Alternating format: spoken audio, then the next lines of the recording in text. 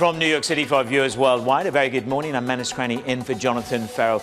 We saved the day. It was a pause, not a panic yesterday.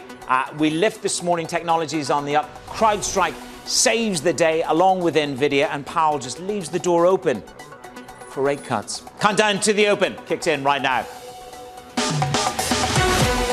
Everything you need to get set for the start of U.S. trading. This is Bloomberg The Open with Jonathan Ferro.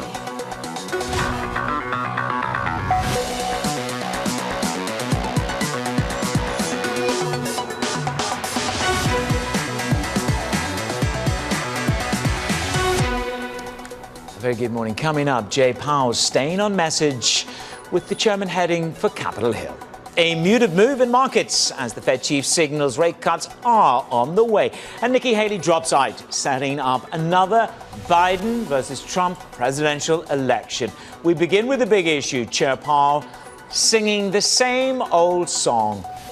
Powell, sort of hit one right down the middle, which is exactly what he was supposed to do. I mean, there was no reason to break new ground relative to what he said at the last presser. So I'd love to make this really sort of engaging and, sort of rip-roaring conversation about Powell and ADP, but we'd have to stretch.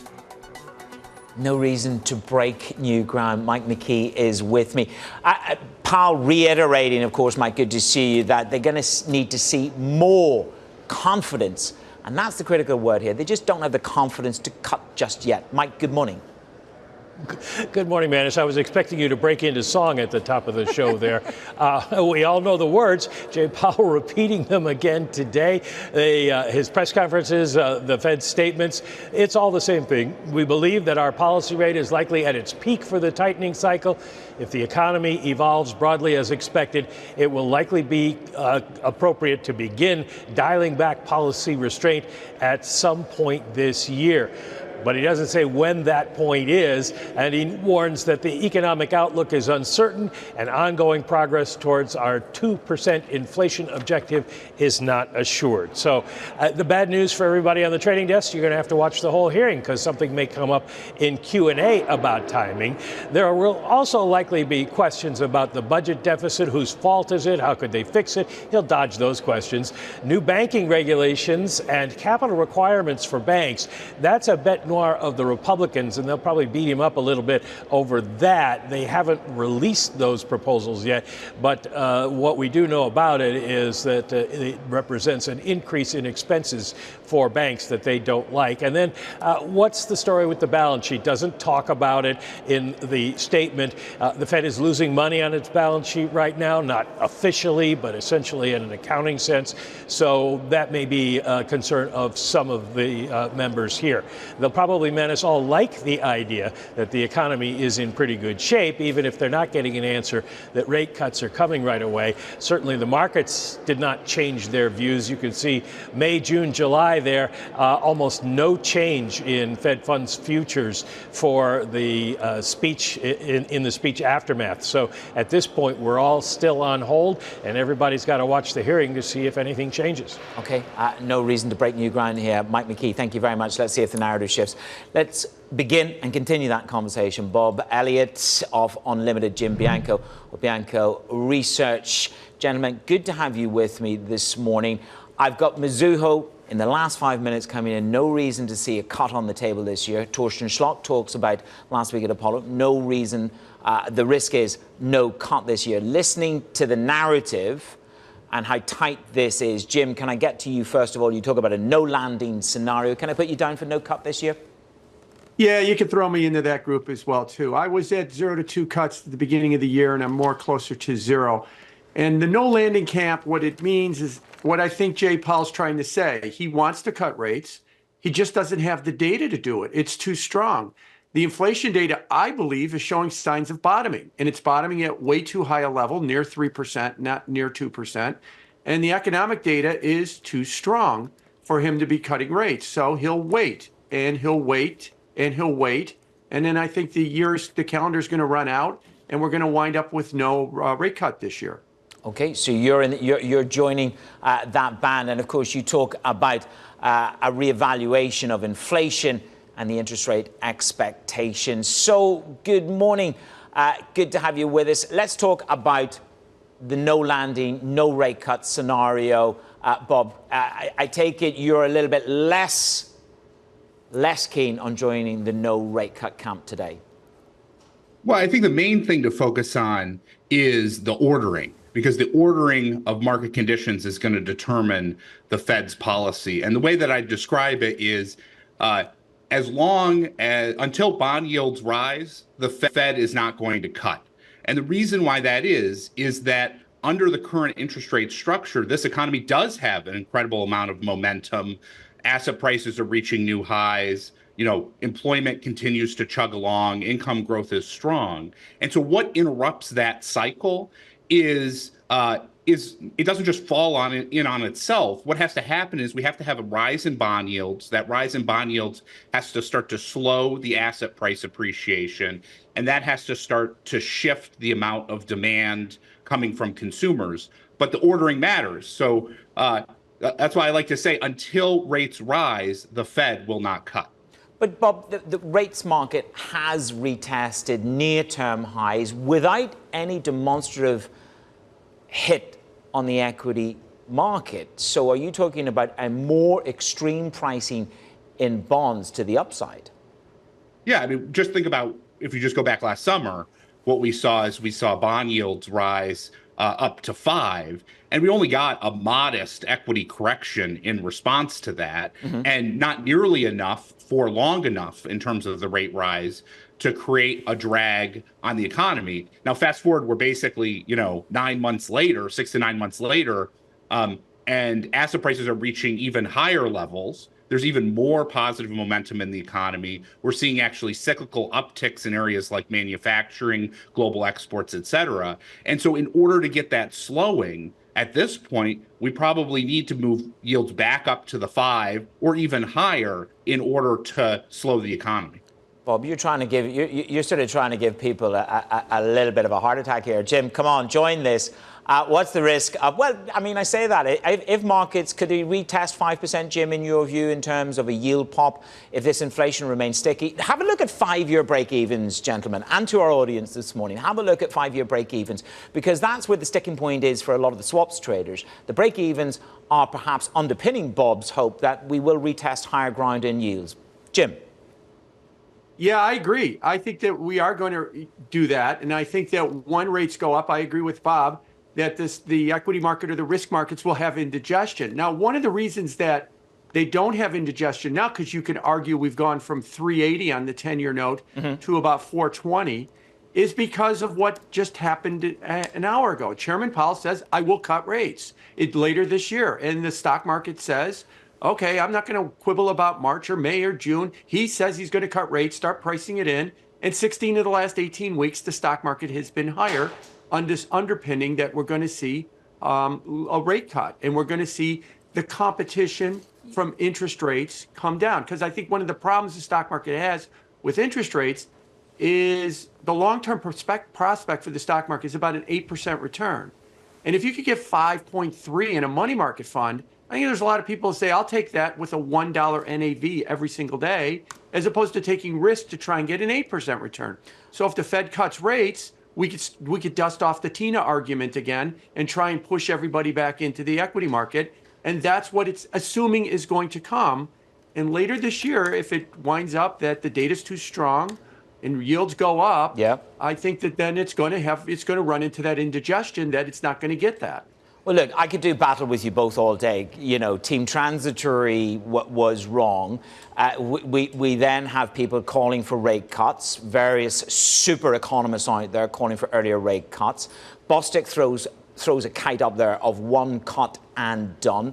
But I need to understand, if you're both saying the risk is actually for higher rates, I just wonder then what you make of this. This was a conversation we had with Amy Silverman this morning. In a post-COVID regime, the right-hand tail, right? So the right tail is the new left tail.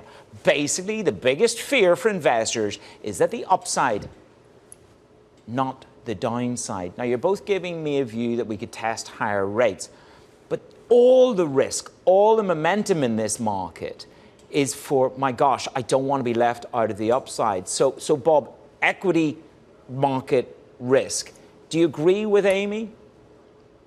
Well, I think if you look at the history of equity market expansions, the way in which equity market expansions end is that, at elevated valuations. It's not because valuations are so high. It's because there's a tightening which pricks, either a bubble or an elevated equity price. And so I think a lot of investors are seeing right now the consequences of the self-reinforcing positive dynamic that exists with an equity market expansion flowing back and reinforcing underlying economic strength. But without that prick, that can continue. And if you look back through time, getting short ahead of the tightening of monetary policy is a recipe for lagging the equity market performance for a long time. Jim, I mean, this was quite a gripping narrative this morning on Bloomberg Brief, which is, I get it, it's weaponized FOMO. If you're not in, and I'm not in on NVIDIA, I'm not in on the Mag 7, whether it turns into the Mag 5, if I'm not pro-risk, I do run this real risk of getting left behind, whether it's in credit, whether it's in equity, or indeed, for that matter, Bitcoin or gold. Oh, no, I think you're right. And I think that the Mag 7 has morphed itself into the Fabulous 4, as those stocks have just continued to power higher right now. And people are looking at it and wondering, it's kind of a conflicting narrative, because we've got the stock market going up and we've got everybody FOMOing into the stock market. At the same time, we've got economists openly talking about the potential of a downturn, the potential of a soft landing or something worse, and that the Fed has to cut rates to respond to it. And those are, like I said, in conflict kind of stories right now. But I think that as the stock market continues to move forward, one other thing that was in that quote was about being a post-COVID economy. Yeah. What we're learning about the post-COVID economy is the propensity to spend is much higher now than it was, say, from 2010 to 2020. So if the stock market goes up and gives you unrealized gains, you're going to spend more of it. And spend more of it is going to push the economy higher and is going to put a bid for prices, which is a fancy way of saying inflation's going to bottom, and inflation might stay sticky. Because unlike 2010 to 2020, when the stock market went up, we were just satisfied that our brokerage statements were larger. Now we're going to use some of that money and we're going to spend it. Okay, well, we need something to supplant perhaps the COVID rush that we had. Bob, Jim, stay with me. More work to do. Bob Elliott, Jim Bianco. My guest this morning, joining me now to look at the market ahead of this opening bell. 18 minutes to run is Abigail Doolittle, as ever, every day. Abby, what have you got? Well, let's start out with a big winner, and I'm talking about the stock that you were talking about earlier, CrowdStrike, up more than 20%. The cybersecurity firm put up a big top and bottom line beat. They also put up a forecast for both earnings and revenues that was better than what analysts had forecasted. And they are taking market share. This quarter that they just posted is in stark contrast to Palo Alto Networks, which really plunged.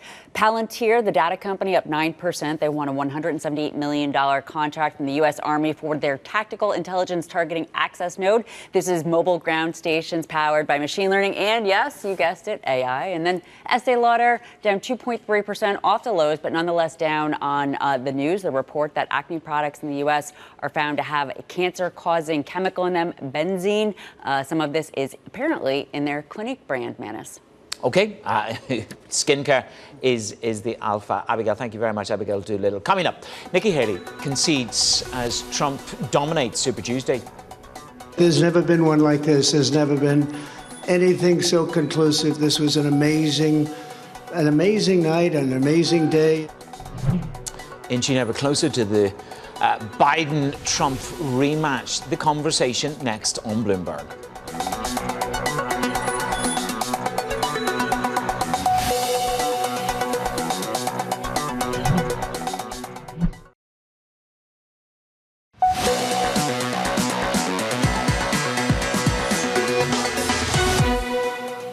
They call it Super Tuesday for a reason.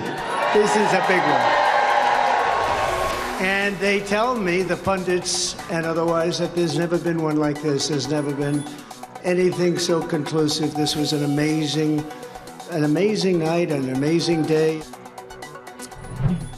A Biden versus Trump rematch. It's all but set. Nikki Haley speaking at the top of the hour, where she's expected to suspend her presidential campaign following a rough Super Tuesday. The former South Carolina governor managing only a token victory in Vermont, with Donald Trump dominating in the other 14 contests. Amory Hordarn joins me now with more. There's no irony that Nikki Haley won Vermont. Well, no, that's the point, right? This was a token win, and she's obviously seeing the writing on the wall. She has no path. It's pretty much been this way, but she said she would go through to Super Tuesday, and she did. And now she is going to be backing out. One key nugget we learned from the Wall Street Journal reporting, Manus, is that she is not expected when she speaks from her home state of South Carolina, and she says, I'm no longer going to pursue this. She is not expected at that time to give her endorsement to the former president. And that is what everyone is going to be waiting on. The first question was, when is she going to back out? We have that answer. And now it's whether or not she is going to endorse the former president. And, you know, he really does need her endorsement in the sense, if you look at the voters she was able to pick up, you could see in some states Trump is behind 40%. That's how much she is getting.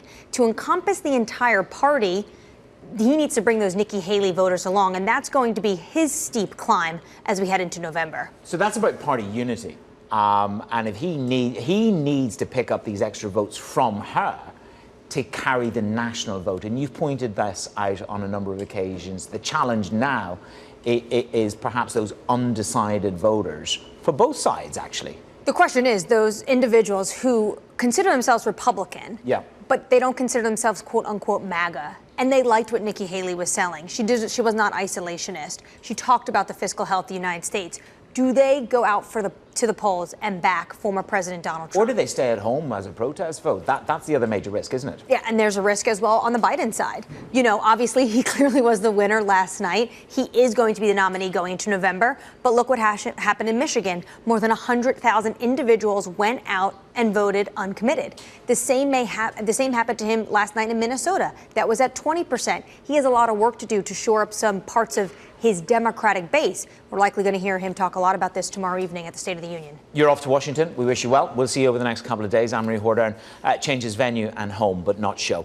Bob Elliott and Jim Bianco are my guests this morning. Bob, Jim, here we are. You've got 9 months of this, gentlemen, to talk about political risk every day. So I just wonder if we step back for a moment and I say to you, fiscally, to me, both these candidates represent fiscal largesse. Bob, to you, first of all, it would reinforce your 5% call on yields if there really is a fiscal mandate coming, let's say, from the Trump house. But how do you think markets will inch towards the November election? Well, I think they're probably not going to be particularly influenced by whether the election outcome is either favors Trump or favors Biden. There may be certain individual stocks that might benefit or not based upon the incremental difference in the policy, like higher tax stocks benefiting from a Trump administration. But that's pretty on the margin relative to the fact that both of these presidents, if they were to come into office, they're going to run very large fiscal deficits and be supported by Congress in doing so. And what that does is two things. It perpetuates a support to the macroeconomy and the continued strength. Yeah. In addition to the fact of creating all that bond supply to fund those large deficits on an ongoing basis. Yeah, well, let's see what the ratings agencies have got to say about that, depending on who sits on Capitol Hill. Jim, it's probably a bit too early, and I think you make this point, which is it's a bit too early to put together baskets of higher tax, lower tax companies, or is it? No, I think it is too early. I agree with Bob that on a fiscal standpoint, they're both going to spend money, and that's going to make the economy stay strong, and that's going to keep the borrowing higher, full stop. Now, where they might differ is when you start getting into non-economic numbers, you know, whether or not you're talking about foreign policy or you're talking about the south border or something like that and how that might impact it. But then again, even if we start getting into those types of things, it's really hard to say one policy differs from the other. So here's a basket of stocks you'd buy one way, or here's a basket of stocks or what you would do with the bond market the other way. So right now, I don't think that this is really playing. I know we like to ask the question, is the Fed really playing in the markets? And the answer might be yes or no. I would actually turn that around and say politics really isn't playing in the markets. But again, it's still 9 months away. If I said to the two of you, what is a grey swan event from the political spectrum, Bob, what would you say that could look like? I think the main question is dysfunction and whether or not they can continue to operate the government in a time where we still have divided government, and it may become more divisive heading into the election, and that could create second and third order consequences and a drag on the economy if they can't get things like budget and spending done. And for you, Jim, what would you say could be a grey and disruptive emanating from political landscape? That the two candidates that we assume are going to be the nominees, that one or both of them doesn't. One's on trial and might be convicted, and the other one is running behind, and his party is very, very upset or very worried that he can't win, and that we might see a change. It's a low probability. Jim, are those low probabilities very left-tail risks? Yeah, I think so. But I mean, they could really change. They could be very, very disruptive if you see one or the other or both winding up changing between now and, say, the conventions or election day. Low probabilities, but they're worth mentioning. They're still out there. You see them in the betting markets. The betting markets have got them, that there's a non-zero probability that there could be a change. Okay, well, certainly the two of you have given me food for thought in terms of where we can go with bond yields and non-zero probabilities. Bob, Jim, thank you very much. My guest this morning coming up in the show. Of course, your morning calls. We've got Bucket Capital's Kim Forrest joining me saying AI, it's the real deal. That conversation next on Bloomberg.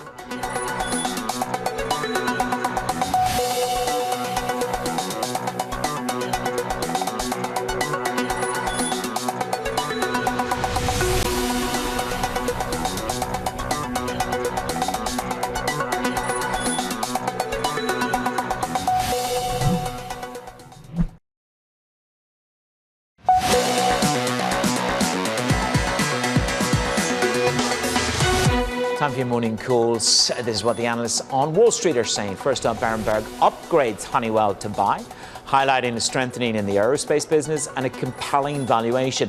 Morgan Stanley upgrades Progressive to overweight, expecting the company to steal at least 18% market share over the next 4 years. And finally, Deutsche Bank upgrades Target to a buy with the street high price of $206. Look at that, we're 170, 120 and change at the moment. So another 20% upside there on improving traffic and good inventory levels. Coming up, Bucket Capital's Kim Forrest joins me, unveiling the stocks most likely to benefit from the AI explosion on Bloomberg.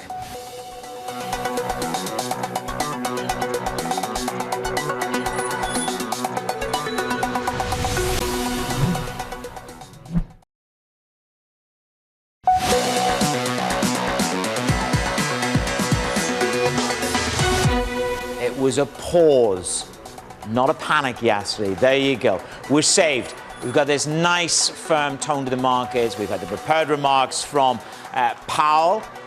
He's ready to cut rates. He wants a little bit more evidence, but he's not pushing back. He's not joining the Apollo Mizuho, along with my last guess, which is 0 rate cuts in 2024. That is a building narrative. Equities for the moment, Nvidia, we're grand, we're up, we're bid. S&P 500 holding above 5,100. NASDAQ up over 1%. We gave back 1.8% yesterday on this mild whiff of exuberance that these markets were stretched. We're dealing with the elasticity of a rally, and whether you believe the rally that you have seen in Bitcoin, the rally that you've seen in gold, is enough to sustain the overall risk rally. Are you seeing a transfer of rally in Bitcoin and other assets into the equity market? Look at that, Bitcoin up 5.8%, above the record again is where we're heading. And you have gold futures up 0.25%. Again, record highs. We had Schroeder's with us this morning talking about being long gold against that sticky inflation narrative. Yields dropped by 3 basis points. That is a mild reaction to Chairman Powell's narrative. One area that we're going to keep an eye on as ever, every day recently, are the U.S. retailers. It is earnings season. Nordstrom, Ross Stores and Foot Locker all deliver disappointing results. Abigail Doolittle is with me. What gives with Nordstrom versus Nordstrom Rack? Good morning, Abby. Well, that is the big difference for sure. And I should note that relative to the stock, we are looking at the worst day since 2022. Some of this has to do with a pretty significant bearish short interest. 18% of the float is short. But to your point on Nordstrom high end versus the Rack, the high end really not doing as well as the Rack. So some analysts are encouraged by the idea that the more discounted area, those stores, could be a bright spot in the future. But the overall forecast on the year, not so great, not a bright spot at all. They're looking for a range of -2% to up 1% versus the previous 12 months. And in fact, for the fiscal year that's starting now, that ends in January of 2025, looking basically at no growth, just down 1% on the top line and down 21% on the bottom line. So this quarter, this forecast, just not enough to get Nordstrom out of the range that it's been in over the last 12 months. Let's call it between about 14 to 24. Now over the last 12 months, Manus, on today's action, it is down. Okay, Abby, thank you very much, keeping us up to speed on those retailers. Those were the laggards on the other side of the trade. I mean, CrowdStrike, what a belter. The shares rallying today, posting better than expected fourth quarter results. Alex Semenova joins me now. This is the cybersecurity company. Where are they outperforming, Alex? Good morning.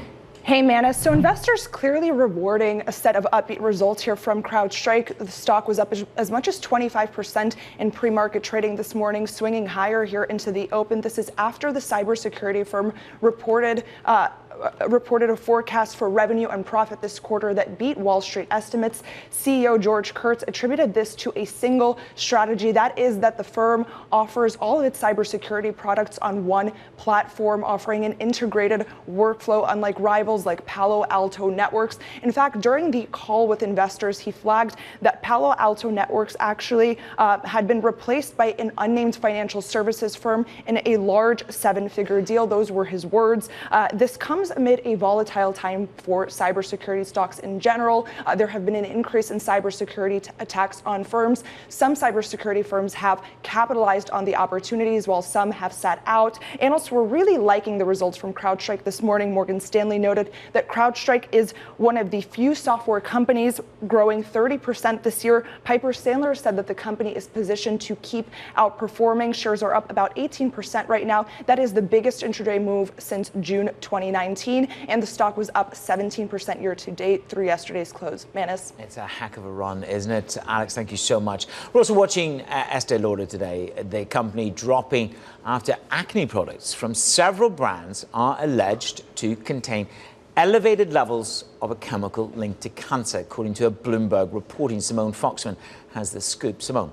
Yeah, this was a Bloomberg News exclusive from reporter Anna Edney, and it has to do with the results of tests a lab called Valisure, which is based in Connecticut, did on acne treatments looking for the chemical benzene. Now, the FDA allows 2 parts per million of benzene in products. It says that level is safe, but the lab found 12 times that amount in many common products for acne treatments.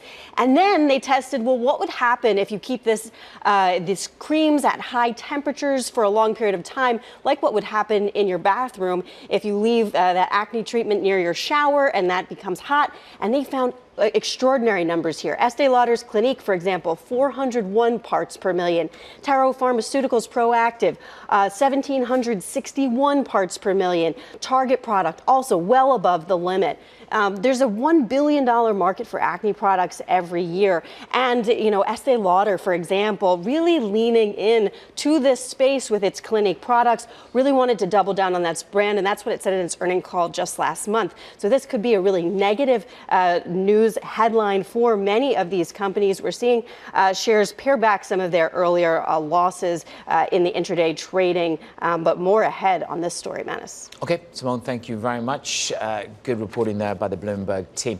Let's get back to the earnings. Shares in JD.com enjoying their best day in over a month. That's after beating estimates and approving a $3 billion buyback.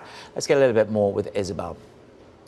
Hey, Manus, shares are rising up and around 15%. JD is recovering from a 5-year low, and it's really because the company reported earnings that beat estimates and a $3 billion buyback program that investors are cheering, as you mentioned, and also a 20% 23% hike in its annual dividend payout. So lots of things to digest there. First, let's go to earnings. So JD.com reported a 3.6% rise in revenue. So this was helped by a broader product lineup and price cuts as Chinese customers become a little more price conscious. The company reported sales that came in at 306 billion yen. That's around $48 billion compared to an estimate of 300. And when it comes to the buyback program, this is where investors are really excited about. It's a 3-year program. It's matching the old one that they had, and it's really meant to ease worries that investors are having about the company's growth potential. But Bloomberg Intelligence said that even if we're seeing a 23% hike in its annual buyback, it may not really help because the competition could keep lowering retail profits and also offset the company's strong logistics gain.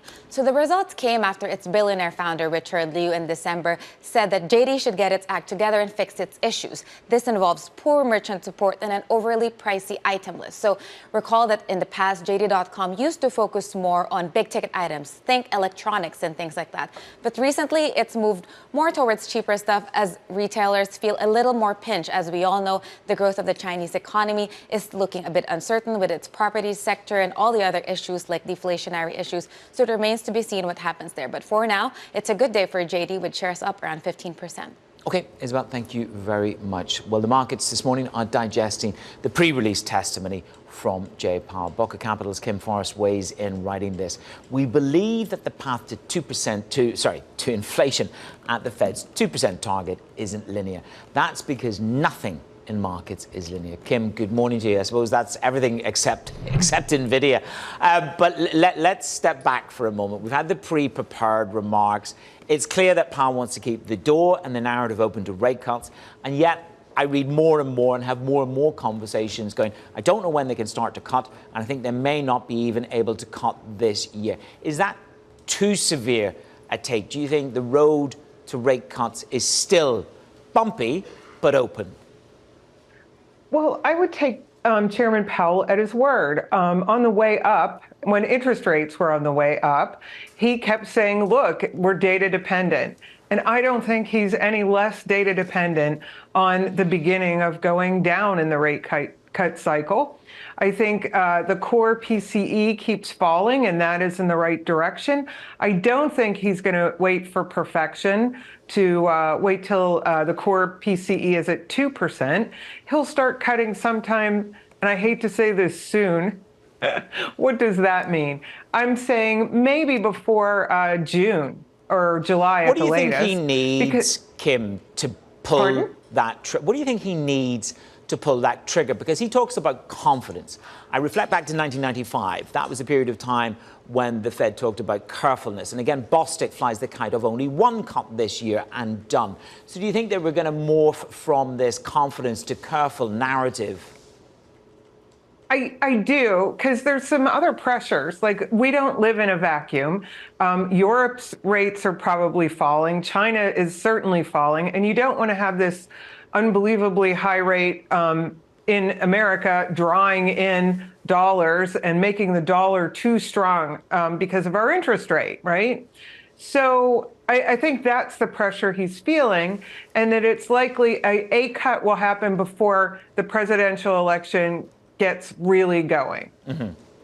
Okay, so that happens. To what extent are these two things divorced? I'm talking about the outperformance of tech, which is driven by AI, which you say is going to be the biggest winner. So that outperformance endures even in a world where there's only one rate cut, Kim? I think so, because it's the thing that is, it's momentum, right? We have momentum with not only regular people interested in AI, but mostly the people that spend, which is corporations interested in AI. AI is the thing that can and will give businesses productivity, and that's why they're going to invest in it, and that's where the tech dollars are going to go. So it's as easy as I can make it that's why I believe this is going to be the hot thing. Now, it's not going to be linear, because nothing's linear, and investors are going to be disappointed that in the next 15 minutes, AI doesn't arrive. Yeah. And that's really the narrative about any kind of large tech rollout that we've seen ever in the history of the markets. So then that, in many ways, justifies the $300 billion destruction in value that you've seen in Apple. I mean, that's the number, a 10% retracement. So we're in that kind of correction mode on Apple. Some people say to me that's a good cathartic moment. It shows you efficient markets. Other people are saying it's an AI corrective moment. When you see moments like that, how do you think, which justification is it for you? I think it's a little bit of both. I mean, I don't, the new dollars are not going into Apple, right? Or at least they're going in only to support the price that we see. Apple doesn't have like a direct participation in AI, at least that's what investors think.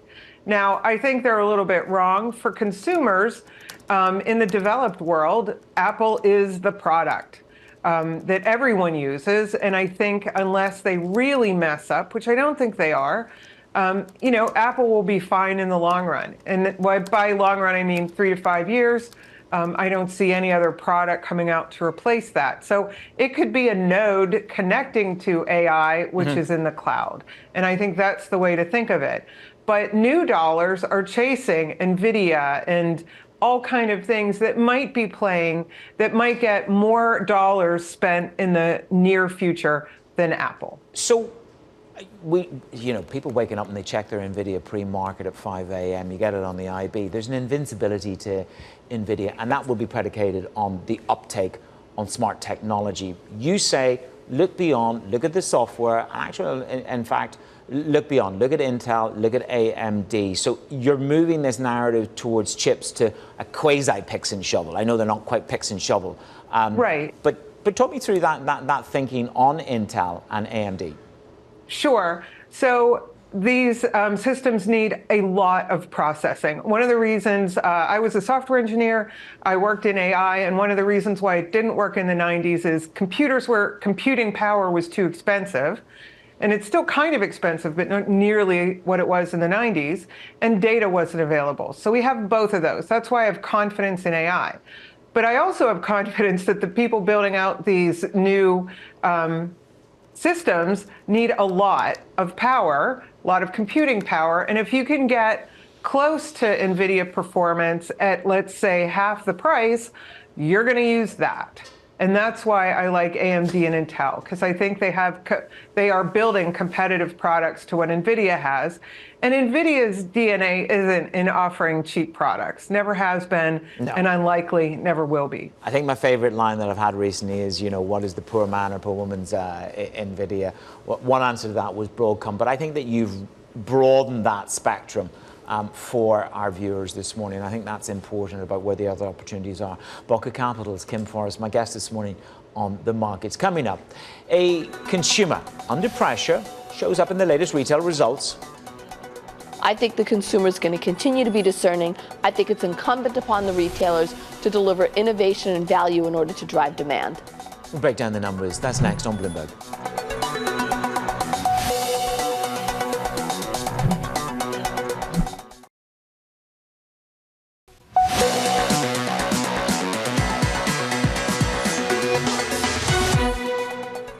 They are trading judiciously. They are looking for value. When you think about Nordstrom's results overall, you saw that the rack business, which is the off-price business, was up nearly 15%. It's the full-line business that was pressured. And in both areas, you saw beauty do well. In almost every single retailer, beauty is what's performing category-wise. But keep in mind, the guidance at Nordstrom kind of bracketed consensus, and it's going to be a margin-pressured year in 2024.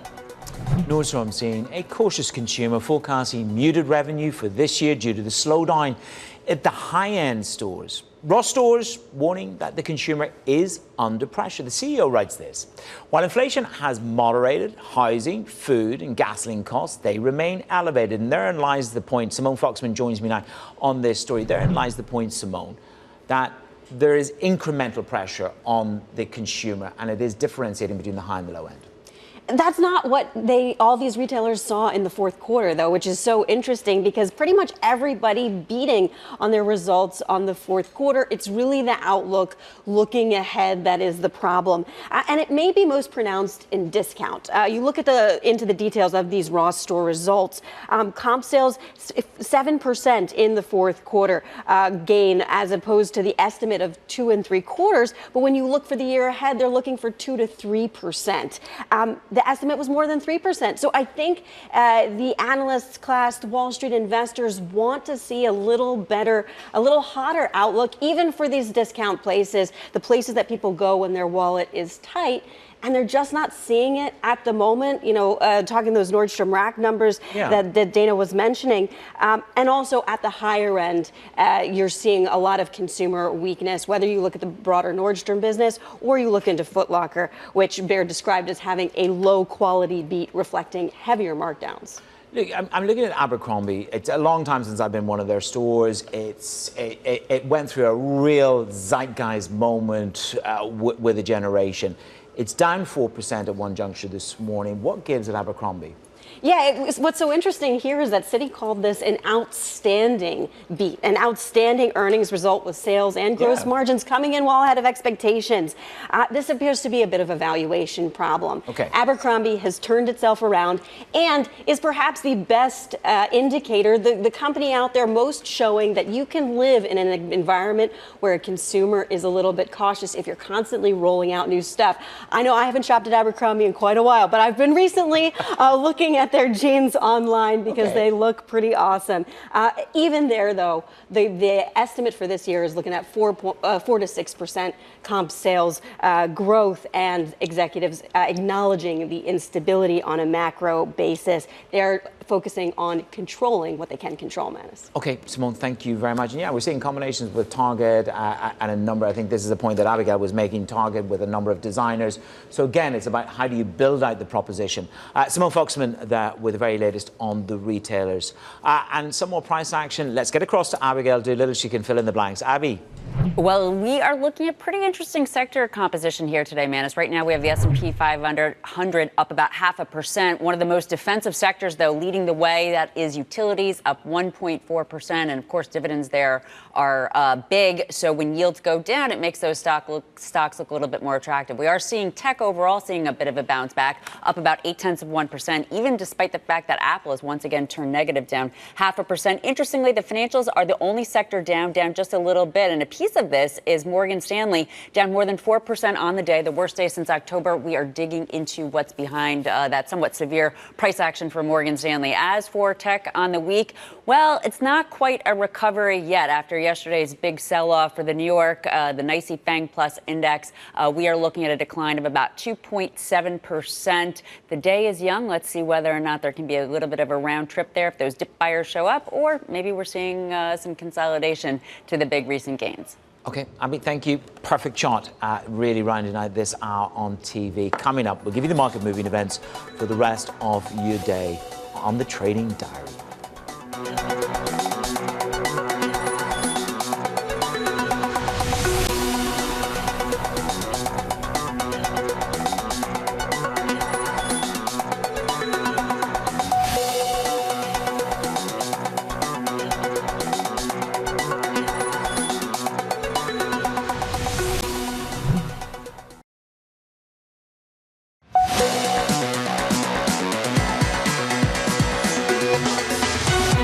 Context is everything. Yesterday, it was a pause, not a panic. Look at this market this morning, supported by NVIDIA, supported by Powell. There's a lot of P's going on here. The narrative in Powell is the doors are still open to a rate cut. Yes, they need a little bit more confidence. Breadth of market, happy with the possibility of a rate cut. NASDAQ, reprieve with NVIDIA on the upside. And the S&P 500 garnering 0.5% to the upside. This is a market which is juggling the idea of no rate cuts through to 3 rate cuts. Your trading diary looks like this ahead of the week. JOLTS data comes in at the top of the hour. Plus the main event, Chair Powell testifying at the House. We'll also hear from Nikki Haley. What are her plans as she exits the Republican presidential race? The risk is non-endorsement of Trump. What does that mean for the voters who stood behind her. Thursday, ECB decision, Christine Lagarde and her news conference. And of course, Thursday night, President Biden, State of the Union address. What will the message be? Friday, it's all eyes down on the jobs report and the wages. That jobs report, again, reaffirming the strength and the unique capabilities of the US economy. That's it for Countdown to the Open. Straight ahead with the rest of the team on Bloomberg.